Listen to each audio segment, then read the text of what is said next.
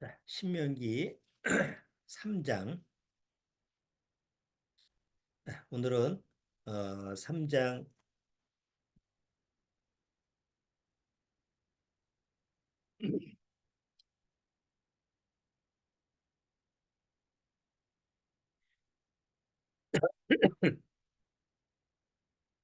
23절,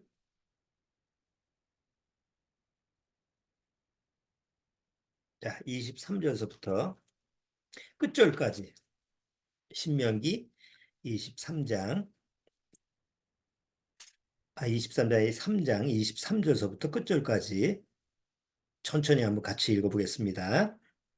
그때 내가 여호와께 간구하기를, 주 여호와여, 주께서 주의 크심과 주의 권능을 주의 종에게 나타내시기 시작하였사오니 천지간에 무슨 신이 능히 주의 행하신 일고 주의 큰 능력으로 행하신 일같이 행할 수 있으리까? 구하옵나니 나로 건너가게 하사 요단 저편에 있는 아름다운 땅 아름다운 산과 레바논을 보게 하옵소서 하되, 여호와께서 너희의 연고로 내게 진노하사 내 말을 듣지 아니하시고 내게 이르시기를 그만해도 족하니 이 일로 다시 내게 말하지 말라. 너는 비스가 산 꼭대기에 올라가서 눈을 들어 동서남북을 바라보고 내 눈으로 그 땅을 보라. 내가 이 요단을 건너지 못할 것임이니라. 너는 여호수아에게 명하고 그를 담대케 하며 그를 강경케 하라. 그는 이 백성을 거느리고 건너가서 내가 볼 땅을 그들로 기업으로 얻게 하리라 하셨느니라. 그때 우리가 벨부얼 맞은편 골짜기에 거하였으니라. 네. 잠깐 기도드리고 오늘 말씀을 같이 시작해 보도록 하지요.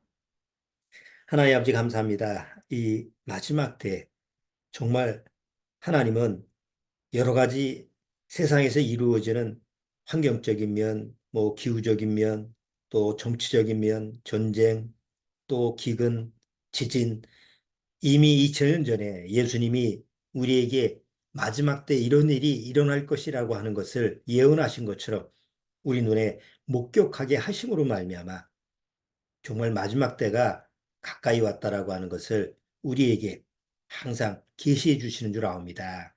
대다수 많은 사람들이 교회는 나가면서도 또 이 세상에, 이 세상은 오래 갈 수가 없겠구나, 망할 세상이구나, 이걸 감지하면서도 전혀 하나님의 뜻을, 하나님의 의도를 알지 못하고 바보같이 그냥 살아가고 있는 줄 아옵니다.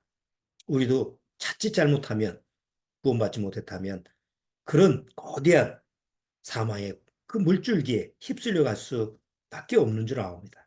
그런데 다행히 주님께서 우리를 택해서 구원해 주시고 천국의 길로 인도하시는 줄 아옵니다. 아무쪼록 우리 믿음의 가족들이 비록 숫자는 적어도 하나님 앞에서 귀한 열매가 돼서 마지막까지 주님의 십자가를 붙들고 승리하는 그런 삶을 주님께서 허락해 주옵소서. 어떤 처지에 있든 어떤 환경에 있든지 주님을 부인하지 않고 주님의 은혜를 거절하지 않고 끝까지 주님의 은혜를 입는 그런 성도로서 마지막까지 웃을 수 있는 그런 축복의 자녀가 되도록 주님께서 말씀으로 이끌어 주옵소서. 오늘도 말씀을 통해서 이 마지막 때 우리가 어떤 자세로 살아가야 될 것인지 교훈과 책망과 지혜를 허락해 주옵소서. 시종을 주님께 부탁드리오며 예수님의 이름으로 기도드리옵나이다. 아멘.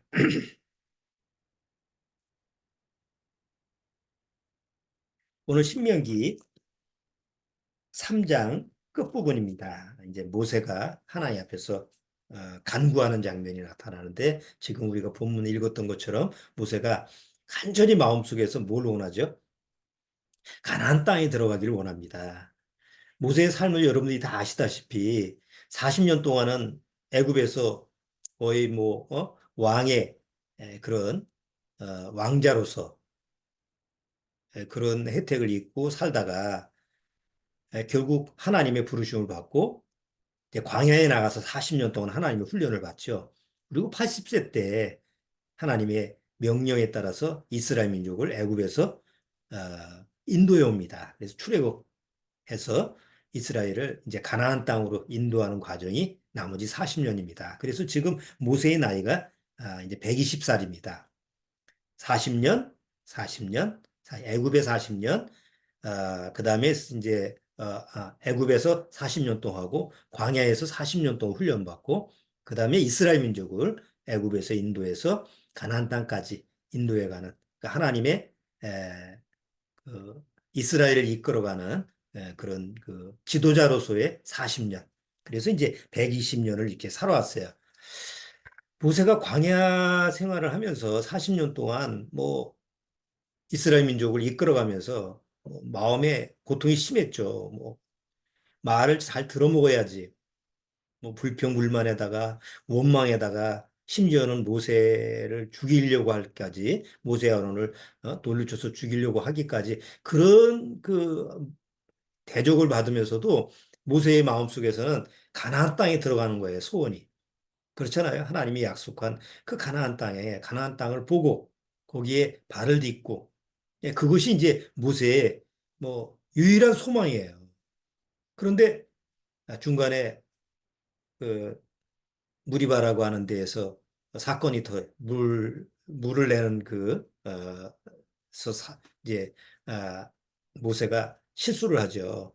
모세의 실책 때문에 물론 이스라엘 민족의 죄 때문에 벌어진 현상이지만 어쨌든 거기에 에, 모세가 휩쓸려서 감정이 휩쓸려 버려 가지고 하나님 앞에서 실책을 했는데 그 원인 때문에 그것 때문에 가나안 땅에 들어가지 못한다고 하나님이 아주 매정하게 말씀을 하셨죠. 그렇지만 모세의 마음속에서는 그래도 그렇지 않겠어요? 그래도 내가 가나안 땅을 직접 발을 딛고 거기에 들어가는 것이 얼마나 마음속에서 사무치겠어요. 그래서 하나님이 넌 못 간다라고 하셨지만 모세는 하나님 앞에서 마지막으로 이제 가나안 땅, 그 요단강 이편에서 가나안 땅을 바라보면서 하나님 앞에 간구를 합니다. 하나님 좀 가능하면 나 좀 그 가나안 땅에 들어갈 수 있게끔 이렇게 하시니까 하나님이 화를 내셨어요. 하나님이 진노하시면서 더 이상 얘기하지 마라.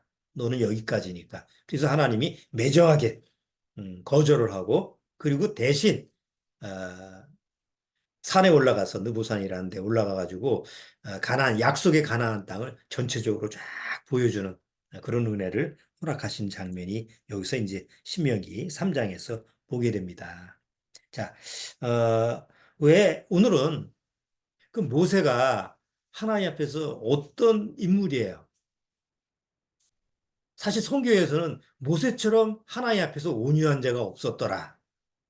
하나님의 종 모세처럼 정말 세상에서 온유한 100% 온유한 분은 예수님이죠. 난 마음이 온유하고 겸손하니 이런 말씀이 있었잖아요. 그래서 그 온유의 그 왕으로 오신 그 예수님 뭐 그 다음이라고 할까요?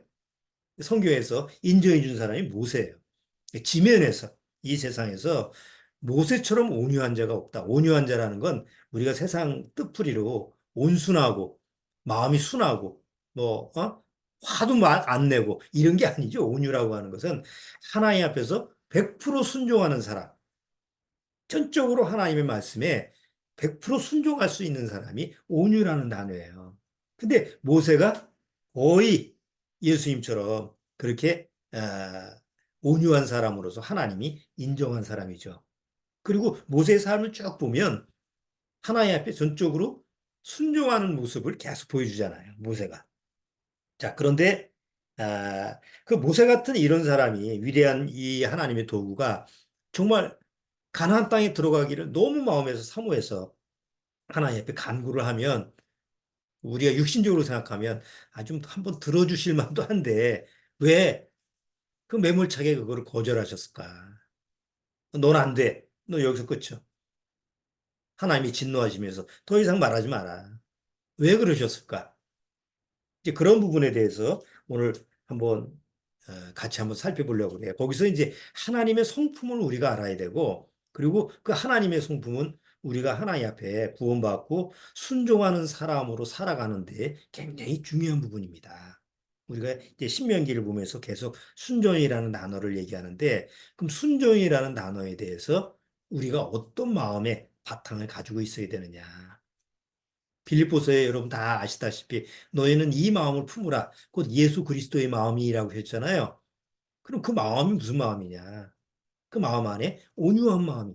너희는 예수님처럼 온유한 마음을 품어라. 그럼 그 온유한 마음이 과연 어떤 게 온유한 마음이냐?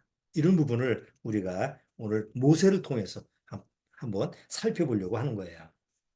자, 모세가 어, 가나안 땅에 들어가지 못하는 그 이유는 딱 하나예요. 그게 뭐냐면 민수기 20장에서 무리바라고 하는 그 이제 가데스 바네아라고 하는 지역에서 일어난 사건인데 물이 없어가지고 또 이스라엘 민족이 들고 일어나서 하나님 앞에서 우리를 죽이려고 하느냐 뭐 이렇게 막 법석을 떠는 게 있죠. 근데 40년을 거의 마치고 나서요. 이제 다 돌고. 그런데 이미 그 전에 물이 없다고 또 난리를 친 적이 있었죠. 그게 출애굽기에 17장 한번 우리가 한번 다뤘던 건데 출애굽기 17장을 한번 보시죠. 출애굽기 17장에 보면 르비딤이라는 장소가 나오는데 자, 르비딤이라는 장소에 17장 1절 한번 보세요.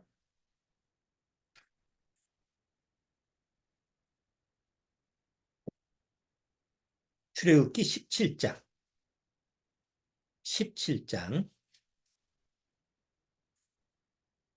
1절. 자, 17장 1절.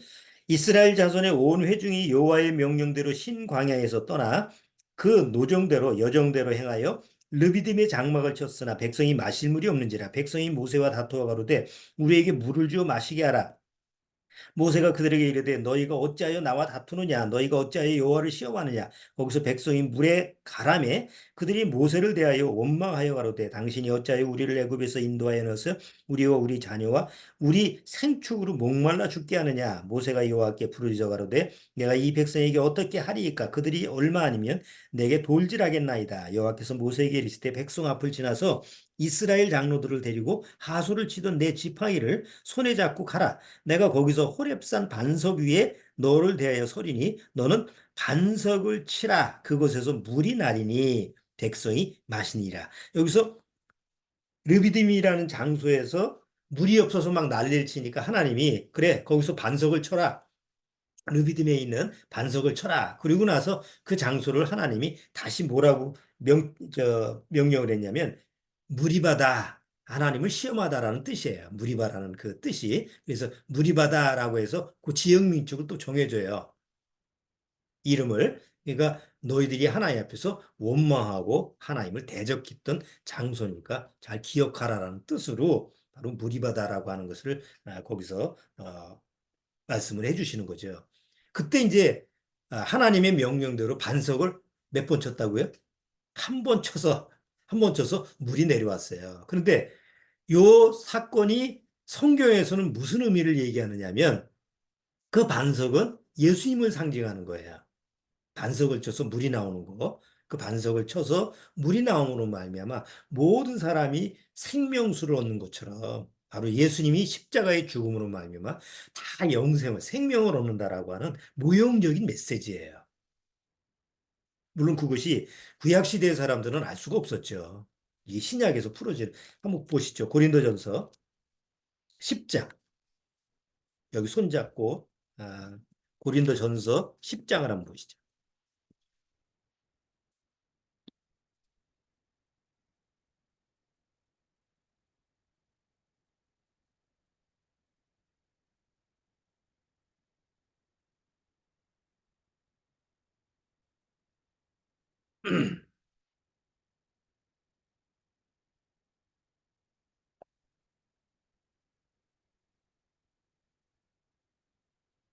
자, 10장 4절 한번 보시죠.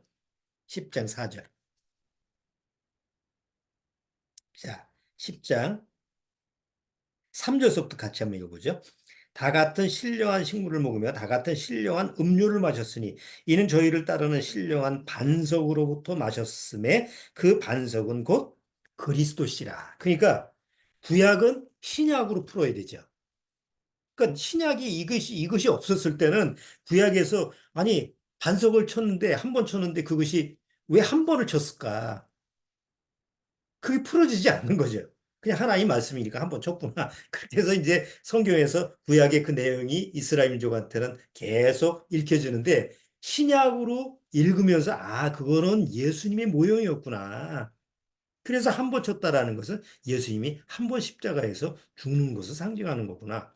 그러니까 이렇게 이제 구약에서 문제가 제기되는 것을 신약에서 풀어가는 거예요. 구약 시대 사람들은 이 내용을 알 수가 없죠. 하나님의 그냥 말씀대로 순종하면 되는 거였으니까. 그래서 모세도 그 르비딤에서 하나님의 명령대로 한번 쳐서 반석으로 이제 모든 이스라엘 백성들이 아주 충분히 동물까지 먹게 됐어요. 자, 그리고 이제 광야 생활을 하다가 이제 다시 40년쯤 끝날 때쯤 돼서 이제 가데스 바네아로 돌아오는데 그 가데스 바네아 지역에서 또 물이 없다고 또 난리를 치는 거예요. 그 전에 있었던 사건이죠. 처음 사건이 아니에요.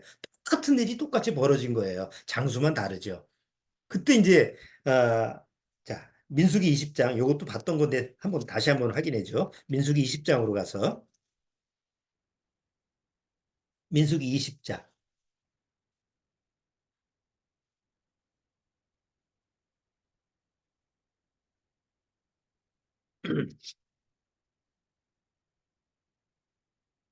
자, 민수기 20장.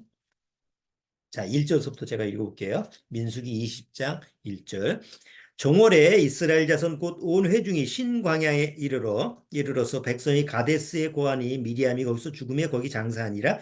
회중이 물이 없으므로 모여서 모세와 아론을 공박하니라. 백성이 모세와 다투어 말하여 가로되 우리 형제들이 여호와 앞에서 죽을 때 우리도 죽었다면 좋을 뻔하였도다. 너희가 어찌하여 여호와의 총회를 이 광야로 인도하여 올려서 우리와 우리 짐승으로 다 여기서 죽게 하느냐. 너희가 어찌하여 우리를 애굽에서 나오게 하여 이 악한 곳으로 인도하였느냐. 이곳에는 파종할 곳이 없고 무화과도 없고 포도도 없고 송유도 없고 마실 물도 없도다. 모세 아론이 총회 앞을 떠나 회막문에 이르러 엎드림에 여호와의 영광이 그들에게 나타나며 여호와께서 모세에게 일러 가라사대 잘 보세요. 모세가 하나님께 무슨 말을 들었느냐? 지팡이를 가지고 내 형 아론과 함께 회중을 모으고 그들의 목전에서 너희는 반석에게 명하여 물을 내라 하라. 내가 그 반석으로 물을 내게 하여 회중과 그들의 짐승에게 마시울지니라. 모세가 그 명대로 여호와 앞에서 지팡이를 취하니라. 자, 하나님이 첫 번째 그 르비딤에서는 반석을 쳐서 물을 내라고 해서 하나님의 명령대로 반석을 쳤어요. 한 번 쳤어요. 하나님 말씀대로. 그런데 여기 또 이제 막 물이 없다고 난리치고 뭐 전에보다 더 모세를 대적했을 때 하나님 앞에 또 모세가 가니까 모세가 하나님의 말씀을 듣는 장면이 나타나는데 하나님 뭐라고 하시냐면 첫 번째처럼 쳐라 뭐 이런 게 아니고 반석을 향해서 뭐예요? 명령을 해라. 전에하고 다른 상황이죠. 근데 이거는 신약에 와서는 예수님이 이미 십자가에서 한 번 하나님 앞에 치심으로 십자가에서 구원의 문제를 해결했기 때문에 그 다음에는 뭐만 하면 되나요?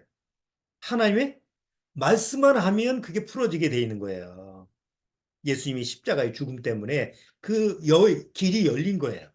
자, 이게 이제 하나님이 보셨을 때 하나님의 의도 속에서는 영적인 의도가 예수 그리스도가 오셔서 십자가에 죽고 이미 성령의 물이 그 출구가 열렸기 때문에 이제는 말씀만 하면 그게 열리는 그런 영적인 원리가 쭉 풀어지게 돼 있어요. 하나님은 그 원리 원칙대로 지금 가고 있는 거예요.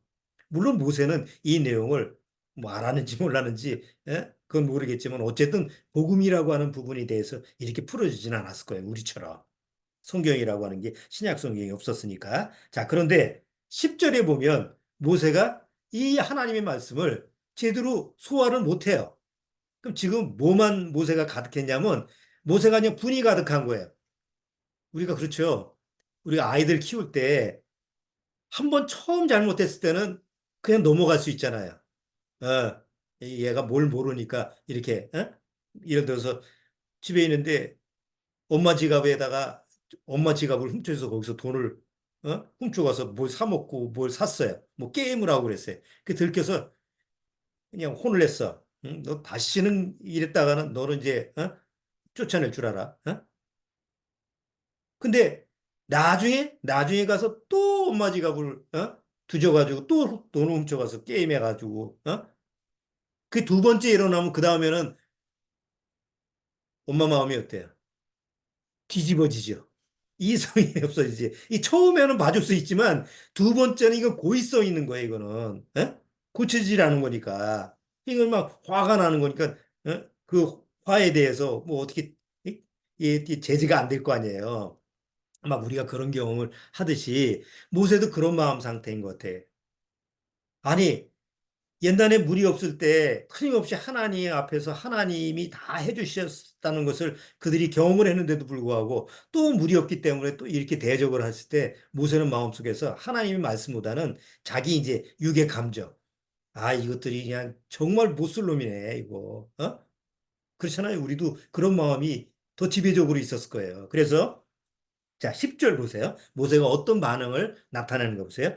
모세와 아론이 총회를 그 반석 앞에 모으고 모세가 그들에게 이르되 패역한 너희여 들으라. 우리가 너희를 위하여 이 반석에서 물을 내려 하고 그 손을 들어 그 지팡이로 반석을 두 번 치매 물이 많이 솟아나오므로 회중과 그들의 짐승이 마시니라. 반석을 몇 번 쳤어요? 두 번 쳤어요. 왜? 처음에 한 번 쳤으니까. 그 다음에는 이제 두 번, 뭐, 나름대로 그렇게 생각을 했는지, 무의식적으로, 아, 옛날에 한 번 쳤는데, 이번에는 두 번 쳐야 되겠다, 이런 생각을 했는지, 어쨌든 두 번을 쳤어요. 그러면 하나님 말씀을 어긴 거잖아요. 하나님 말씀에 지금 불순종한 게 된 거죠. 그런데 물이 나왔어요, 안 나왔어요? 물이, 물이 나왔습니다. 물이 안 나왔으면 어떡할 뻔했어요. 두 번을 쳤는데 물이 안 나왔으면 모세는 망신사는 둘째 쳐놓고 오히려 이스라엘민족이 모세를 돌을 쳐서 죽이려고 했을 거예요. 자, 여기서 우리가 이제 오늘 주제로 살펴봐야 될 내용이 뭐냐면 하나님 앞에서 모세가 불순종하고 역시 자기 육의 모습으로 나왔음에도 불구하고 하나님은 그거하고 관계없이 이스라엘 민족한테 물을 내줬어요. 이게 하나님의 은혜라는 거예요. 하나님이 이스라엘 민족을 보호하고 책임지고 그들을 이끌어 가신다는 하나님의 약속에 근거한 하나님의 은혜예요. 비록 모세가 지금 실수를 하고 잘못된 실책을 했지만 그것 때문에 하나님의 은혜의 물주기를 막거나 뭐 취소하거나 그러지 않다는 거죠. 하나님의 은혜는 계속 비치는 거예요. 그렇죠? 마치 해가 계속 비치는데 구름이 꼈다고 해서 해가 비침이 꺼진 게 아니잖아요. 해는 계속 비치고 있는데 구름이 낀 것뿐이지. 하나님의 은혜는 계속 내려지는 거예요. 이게 하나님의 은혜의 특성이에요. 자, 우리가 이제 오늘 하나님의 통치 원리, 하나님이 다스림의 원리를 두 가지를 좀 한번 어, 좀 알았으면 하는데 첫 번째 하나님의 다스림의 원리가 뭐냐면 하나님의 통치에는 은혜를 제한하지 않아요. 하나님의 통치하시는데 하나님이 통치하신다고 해서 은혜를 거절하거나 아니면 제한하거나 아예 저거 은혜 나 거둬야 되겠다 이러지를 않으신다는 거예요. 일단 하나님의 은혜는 해가 비치는 것처럼 계속 비치는 거예요. 해는 계속 떠 있죠. 밤이 되면 지구가 반대편으로 돌아서 밤이 된 거지. 해가 없어진 건 아니잖아요. 그것처럼 하나님의 은혜라고 하는 것은 계속 해처럼 나한테 비쳐요. 자, 아담이 사단의 말을 듣고 그 뱀의 말을 듣고 선악과를 따먹었죠. 하나님 말씀에 불순종한 거잖아요. 근데 바로 하나님이 문책을 하지 않고 먼저 뭘 해주시죠? 아담으로 하여금 옷을 벗기고 가죽 옷을 입혀요. 그렇죠? 가죽 옷을 입혀. 그건 뭐예요? 하나님이 먼저 아담이 하나님 앞에서 죄로 타락함으로 말미암아 하나님과 영원히 분리가 되는 걸 막는 거예요. 그래서 아담한테 아담 하와를 위해서 가죽 옷을 입혀요. 자, 그리고 끝인가요? 가죽 옷을 입혀요. 아니죠. 자, 노아 때 하나님이 이 세상이 너무 죄가 너무 가득 차 있어. 그냥 하나님이 심판하면 끝인데 하나님의 통치의 방식으로 하면 공의로 그냥 다 세상을 멸망하면 되는데 하나님이 의인을 의인 노아를 택하시고 노아 가족을 위해서 뭘 준비하게 하죠? 심판하기 전에 노아의 방주를 준비하게 합니다. 바로 하나님이 은혜를 먼저 베푸시는 거예요. 그리고 거의 배를 질 동안 사람들로 하여금 은혜를 베풀어요. 이 노아의 방주가 구원의 방주다. 그건 눈에 보이는 거죠? 많은 사람들이 그걸 목격했을 거예요. 구경하고, 돕기도 하고. 그리고 마지막 노아의 방주가 다 지이고, 그리고 문이 닫혔을 때 하나님 뭐예요? 그걸로 끝이 아니잖아요. 야곱이, 야곱은 태어날 때서부터 엄마 뱃속부터 하나님의 은혜를 입은 자죠. 쌍둥이로 태어났잖아요. 야곱은. 에서하고 야곱은 쌍둥이로 태어나는데 이미 하나님의 택하심은 누구한테 있어요? 야곱한테 있었어요. 나중에 난 자가 먼저 된다. 그러니까 하나님의 택하심이 먼저 있었고 하나님의 약속은 야곱한테 있었어요. 그렇죠? 그러면 하나님의 은혜가 있었음에도 불구하고 야곱은 하나님의 은혜로운 자라고 하면 어떻게 살아야 돼요? 은혜 속에 살아야 되잖아요. 이제 그러지를 못했죠. 다윗, 성경에 세상에 하나님의 마음에 합한 사람이 과연 누가 있을까요? 그런 말을 들을 수 있는 사람이 과연 누가 될까요? 근데 다윗은 하나님의 마음에 합한 사람이다라고 성경에 기록이 돼 있어요. 내가 보니까 다윗은 내 마음에 합한 사람이다. 그래서 이스라엘 민족의 초대 왕이 되고 이스라엘을 통치하는 아주 위대한 왕이 다윗 왕이죠. 그러면 하나님이 택한 하나님의 마음에 합한 자가 되었으면 정말 하나님 앞에서 하나님의 마음에 합한 자가 되니까 뭐 그냥 행복한 삶이 쭉 지속돼야 되잖아요. 근데 다윗의 삶은 그러진 못했어요. 자, 왜 그럴까요? 그건 우리가 하나님과의 관계 속에서 마찬가지예요. 오늘 우리가 하나님 앞에서 하나님의 택하심을 받고 에베소서 1장에 이렇게 너는 창세전에 예비돼 있다. 너는 이미 창세전 네가 태어나기 전서부터 하나님이 택하심을 받고 은혜를 받은 자다. 그리고 너희가 태어나서 죄인으로 태어났지만 어느 날 예수 그리스도 앞에서 예수 그리스도를 믿고 예수님을 영접하게 되므로 거듭나게 되므로 내 은혜를 받게 됐다. 이게 내 자녀가 됐다. 구원받은 성도, 구원받은 자녀가 됐다. 이런 축복을 우리가 받았어요. 자, 이런 축복과 은혜를 받았음에도 불구하고 여전히 우리는 그 삶을 누리지 못하는 삶을 세상에 살 수 있다는 거죠. 어떤 경우에는 병이 와서 병의 고통 때문에 고통을 받기도 하고 어떤 때는 환경적인 어려움을 겪기도 하고 뭐 여러 가지 이 세상에서 불행이라고 하는 것이 구원받았다고 해서 그것이 나하고는 관계가 없는 삶이 아닌 이런 삶을 우리가 살아갈 수가 있는 거예요. 자, 그럴 때 그러면 난 하나님께서 은혜를 받은 자인데 이런 삶이 왜 나한테 주어지지? 자, 그런데 거기 원리에 뭐가 있냐면 하나님은 통치를 하시지만 하나님의 은혜를 제한할 수 없어요.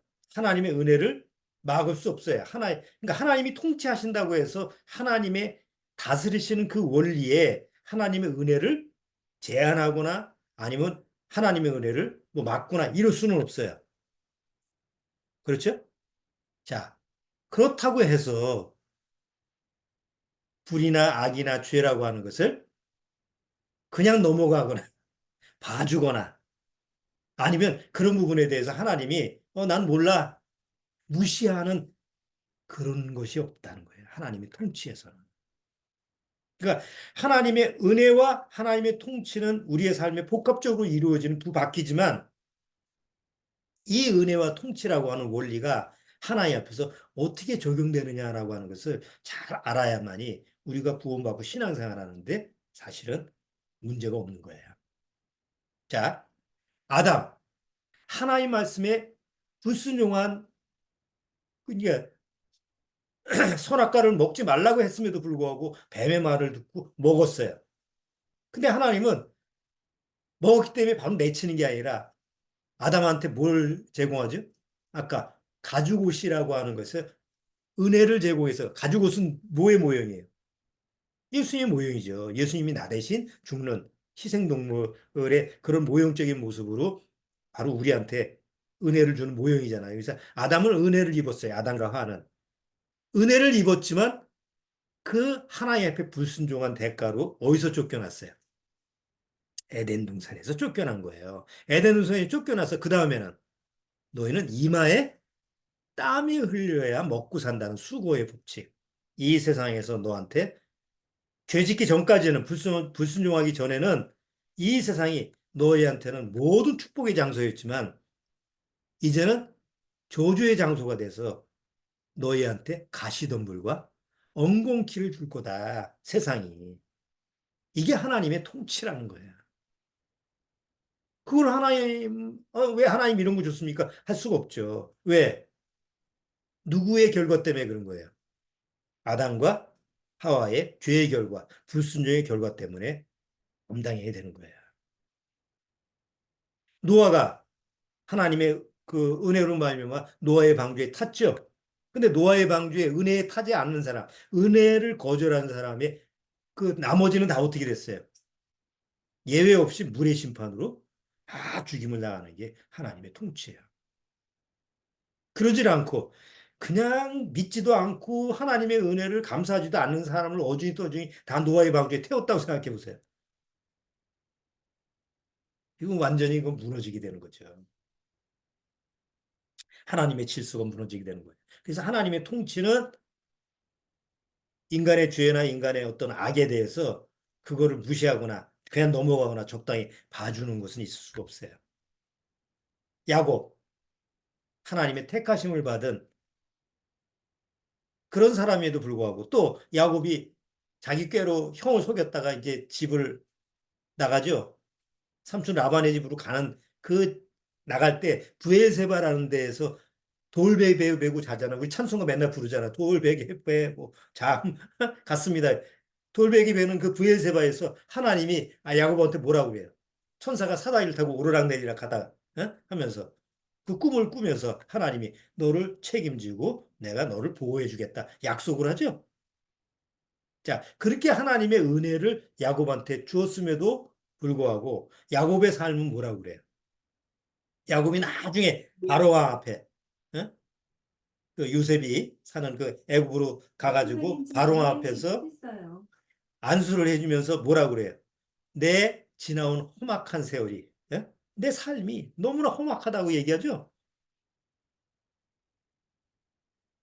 왜 그래? 원인이 뭐예요? 하나님이 일부러 야곱을 그렇게 몰아갔나요? 안 그렇죠? 야곱이 하나님의 은혜가 있었음에도 불구하고 하나님의 은혜는 별개로 하고 자기 꾀로 살아보려고 하는 그 육의 성품, 육의 모습대로 살다 보니까 그 삶이 험악한 삶을 살았던 거예요. 다윗의 삶, 하나님의 마음에 합한 사람인데도 불구하고 잘 가다가 우리아의 아내를 일순간에 욕정으로 말미암아 우리아의 아내를 범하고 우리아를 죽이게 되죠. 물론 하나님이 그 죄도 사해 주셨지만 그거에 대한 대가로 말미암아 우리아가 첫 번째 낳은 아이는 죽게 되고 뭐 다윗이 아무리 간구를 해도 아이는 죽였어요. 그리고 그 이후에 다윗의 삶은 어떤 삶이에요? 그리 행복하지 않은 삶이죠. 그러니까 우리가 성경의 역사를 쭉 보게 되면 아, 하나님의 은혜를 받은 사람이구나. 참 복된 사람이네. 라고 하는데 실제 육의 삶을 보면 자기가 어떤 하나님 앞에서의 육의 문제를 가지고 있느냐, 어떤 육의 불순종을 했느냐에 따라서 그거에 따른 결과가 꼭 오게 돼 있어요. 그게 하나님의 통치라는 거예요.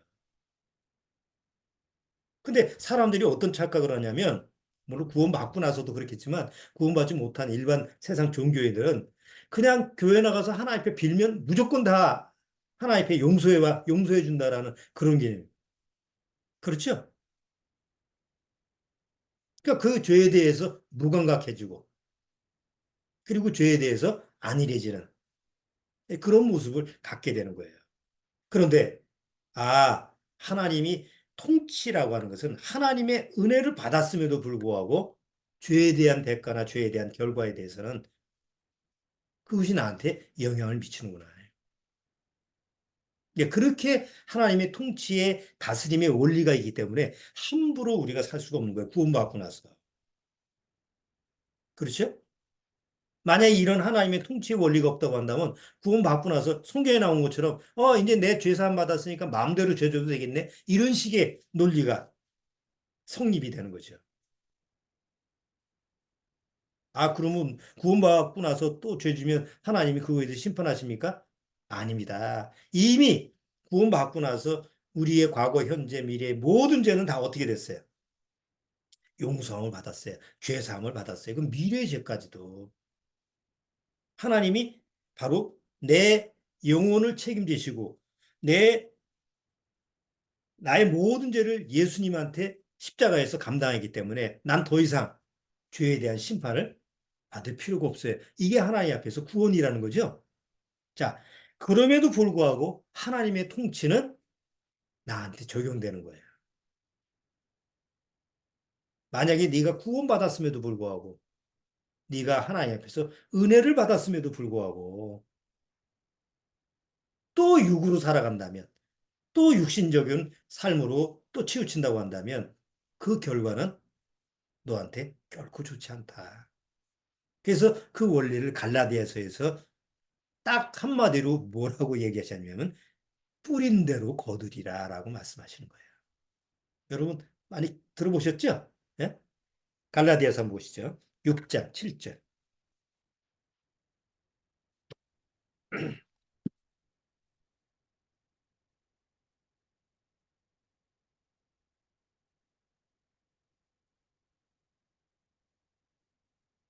갈라디아서 6장 7절.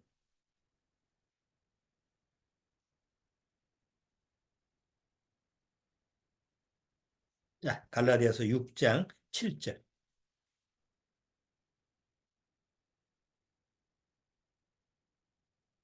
자, 6장 갈라디아서 6장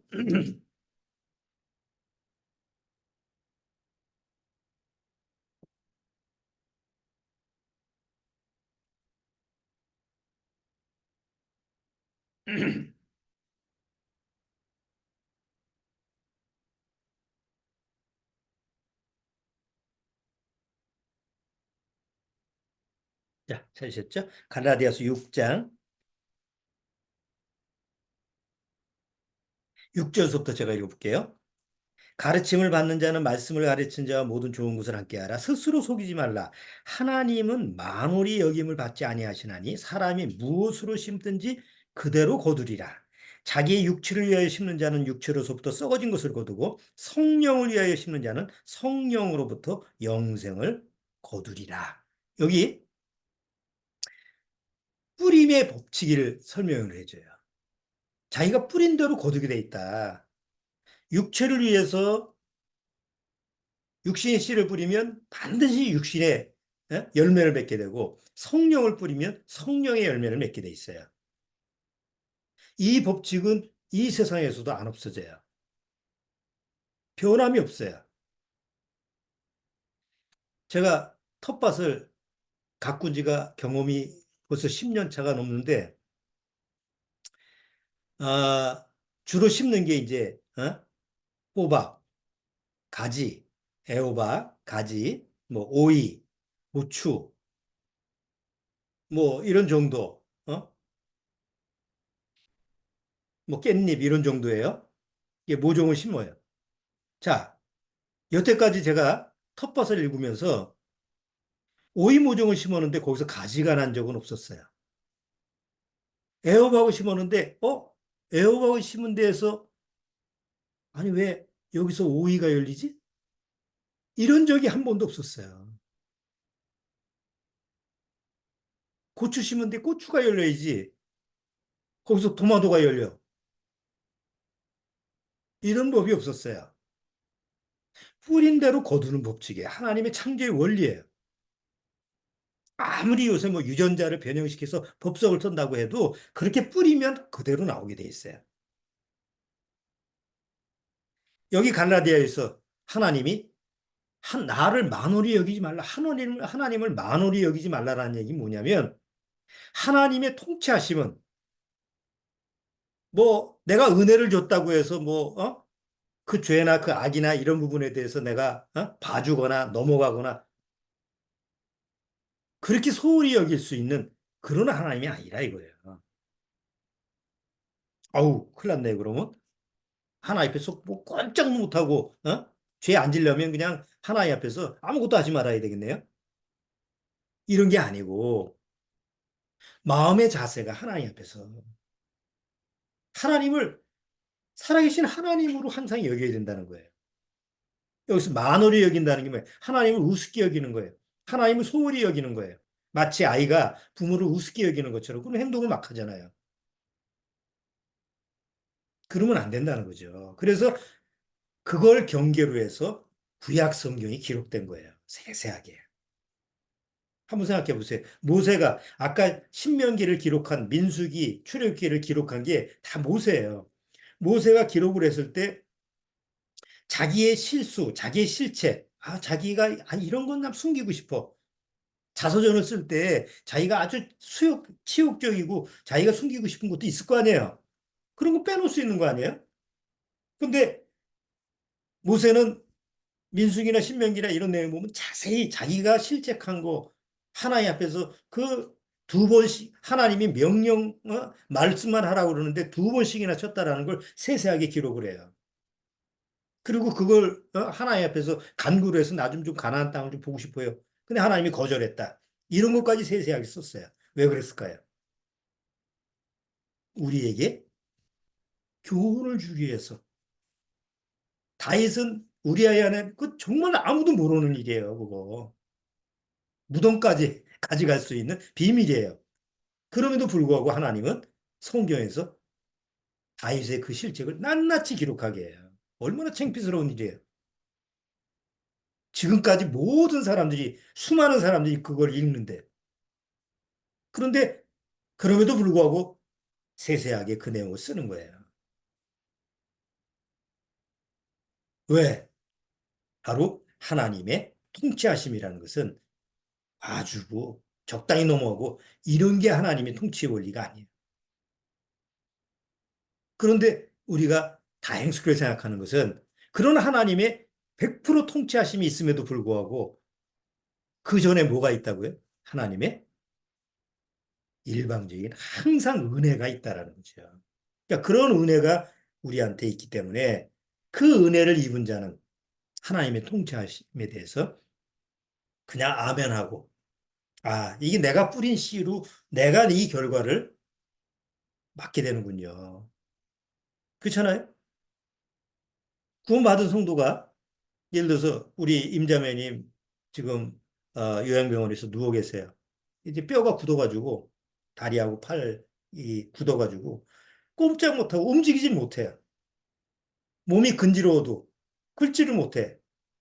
양손 양발이 파킨슨 때문에 딱 굳어가지고 꼼짝 못하고 굳어 있었기 때문에.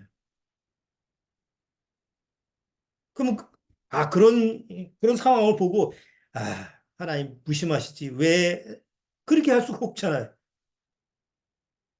그 내 안에서 오는 몸의 질병이고 이미 약을 먹고 이렇게 미리 조치를 취했어야 되는데도 불구하고 그게 적절하게 안 돼서 넘어져서 오히려 그 병이 심해지고 이게 결국은 내 육으로 말미암아 오는 현상이었기 때문에 하나님 앞에 그걸 따지고 할 수가 없는 거예요. 그렇잖아요? 그러면 그런 나한테 내가 뿌린 씨 때문에 오는 그 결과를 가지고 하나님 앞에 원망하고 탓하기보다는 그보다 먼저 나한테 오는 하나님의 은혜. 그래. 이런 상황이 있었음에도 불구하고 하나님은 그럼에도 불구하고 이런 엄청난 은혜를 나한테 못 주셨지. 나는 그런 은혜를 받고 있지. 이런 은혜가 있지. 그게 적용이 되면 그 다음의 문제는 말씀하셔서 처리가 되는 거예요. 그렇죠? 어떤 죄의 문제가 있다 하더라도 아, 그래서 예수님을 우리한테 보내주셨구나. 그래서 나한테는 예수님이 절대적으로 중요한 분이구나. 오히려 더더욱 예수님을 귀하게 여기고 비록 내가 육으로 뿌린 그 뿌린 대로 거두는 육의 결과가 쓰고 고통스럽고 괴로움으로 오지만 오히려 그것이 하나님 앞에서 다시 은혜로 회귀되는 은혜로 그것이 다 녹아지는 그런 모습이 하나님 앞에서 처리가 되는 거예요. 모세가 그렇죠. 여기 이제 뒤에 보면 모세가 결국 죽어요. 그런데 눈도 쇠하지 않고 뭐 몸에 기운도 없이 예? 없는 상태에서 그렇게 죽었다고 성경은 기록되질 않아요. 아직도 뭐 몇십 년 더 살 수 있는 그런 육의 모습인데도 하나님이 데려가요. 그리고 그 대신 모세의 죽은 무덤이 아무도 알려져 있질 않아요. 나중에 유다서를 보면 사단이 모세의 시체를 가지고 천사하고 싸우는 장면이 나타나요. 근데 이제 하나님이 모세의 육의 시체까지도 보호하시는 장면이 나타나는데, 물론 그건 나중에 이제 우리가 또 신명기 끝부분에 가서 또 다뤄보죠. 어쨌든 하나님이 은혜로 내가 너한테 은혜를 줬다고 하면 육신의 시체까지도 하나님이 보호하고 책임져 주시는 그런 은혜가 늘 나한테 적용된다라는 거.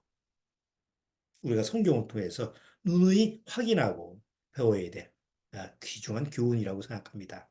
자, 오늘 신명기 3장 모세가 하나님 앞에서 가나안 땅을 보지 못하는 그런 내용을 통해서 하나님의 통치하심과 은혜라는 부분을 한번 구분해 봤습니다.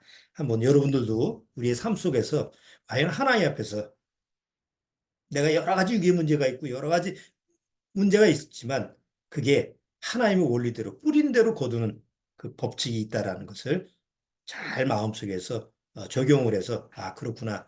나는 무엇을 위해서 뿌리느냐. 육신을 위해서 뿌리는 사람이냐 아니면 성령으로 심는 자냐 이런 부분을 매일매일 말씀을 통해서 점검하는 이런 삶이 잘 적용되어야 될 줄 압니다. 오늘은 여기까지 하도록 하겠습니다. 자, 다음 주는 신명기 4장 내용을 또 들어가야 되니까 미리 한번 읽어보시기 바랍니다. 자, 기도하고 마치도록 하죠. 하나님 아버지 감사합니다. 정말 하나님의 통치하심에 있어서 누구도 하나님 앞에서 의로운 자고 공의로운 자고 선한 자로 나타날 수가 없는 줄 압니다. 하나님의 통치하심에 오직 100% 순종할 수 있는 분은 예수님 한 분밖에 없다라고 하는 사실을 우리는 성경을 통해서 발견하게 됩니다. 그런데 그 예수님이 100% 하나님 앞에 순종할 수 있는 하나님의 통치하심에 전혀 문제가 없는 그 예수님이 이제는 구원받은 내 안에 들어와 계시다는 사실입니다. 그렇기 때문에 그 은혜를 받았다고 한다면 내 안에서 그리스도가 항상 살아 역사하시는 삶을 우리가 말씀 안에서 누려야 될 줄 압니다.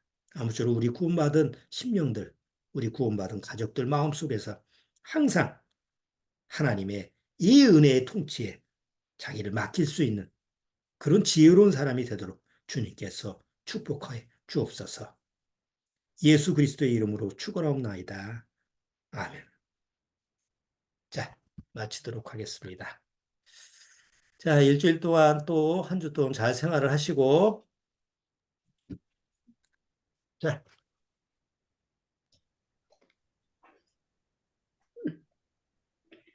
식사들 잘 하시고, 네, 점심 네, 식사를 맛있게 하세요. 사랑해. 바이.